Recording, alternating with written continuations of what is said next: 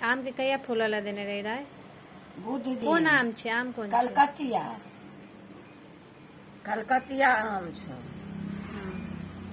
आम के धो कर रौद में ओकरा सुखा कर आ तहन हाँसू में काट कर तहन फूलला देलिए बाल्टी में। 4 दिन पर फूल लिया तहन 4म दिन में बनबै छियै।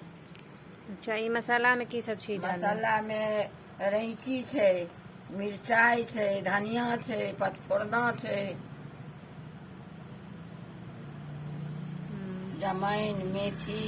तो पचफोरना में जमाइन, मेथी, सौंफ, मंगरैल। पचफोरना में सब मसाला रहे छै आ करू के तेल सेहो डाललिए या।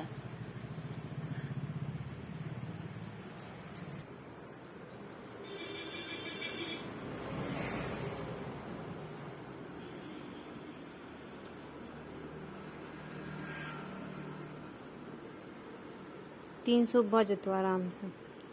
300 क्या है?